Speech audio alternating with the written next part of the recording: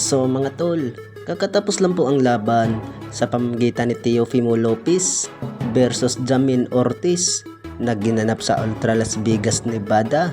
Bukod dyan ay hindi magandang pinapakita po ni Teofimo Lopez mga tol, dahil po ang kakalaban niya dahil ay puro takbo lang sa ibabaw ng ring ay parang style sa Corey Stevenson po ang galawan ni Jamin Ortiz at nabuboring ang mga nanonood.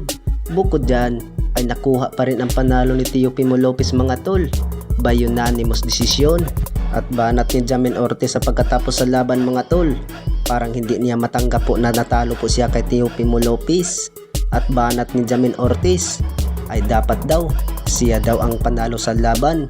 Wala siyang magagawa mga tol dahil po ay challenger lang po siya, ay champion itong si Teofimo Lopez. Dinipensaan po niya ang WBO Junior Welterweight title belt. Sa kabilang banda naman mga tol, ang ating pambatong former 3 Division World Champion angas ng Pinas Janriel Casimero, dahil po ay may paparating po na laban itong taong 2024, at nakita po natin sa live sa kanyang kapatid na si Jason Casimero ay maganda daw laban po ng angas ng Pinas Janriel Casimero, at maghintay na lang po tayo mga tol kung i-announce na po sa Treasure Boxing Promotion na Masayuki Ito ng promoter ng angas ng Pinas, at manglaban daw ng angas ng Pinas Janriel Casimero ay sa bansang Japan. Samantala, alam po ng karamihan na may parating po na laban ang The Monster ng Japan na Uya Inoue. Ito ang makakalaban niya ang pambato ng Mexico ng 2 Division World Champion Luis Pantera Neri na gaganapin sa Tokyo Dome, Japan ngayong buwan ng Mayo. Ay hindi po natin alam mga tol, baka ang isusunod ni na Uya Inoue ay ito ang angas ng Pinas Janriel Casimero. Parang iyan ang tinutukoy po ni Jason Casimero mga tol, na makakalaban po ng angas ng Pinas, dahil po ay binanggit po na babalik daw sa Japan ang laban ng angas ng Pinas Janriel Casimero, pero hindi pa po binanggit kung sino magkakalaban.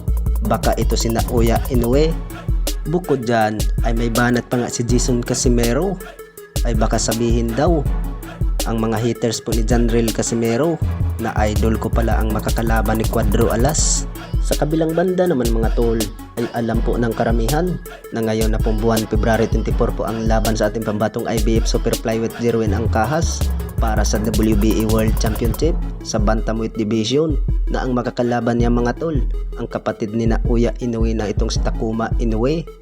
Kung mananalo naman ito si Jerwin Angkahas sa laban na yan, ito ang unang champion sa taong 2024. Bukod dyan ay maganda sana kung makuha ang panalo ni Jerwin Angkahas sa laban na yan. Sigurado dyan mga tol, mahihirapan din ang ating pambato na si Jerwin Angkahas, pero marami din ng tiwala mga tol na kayang patulugin ni Jerwin Angkahas itong si Takuma Inoue sa ibabaw ng ring.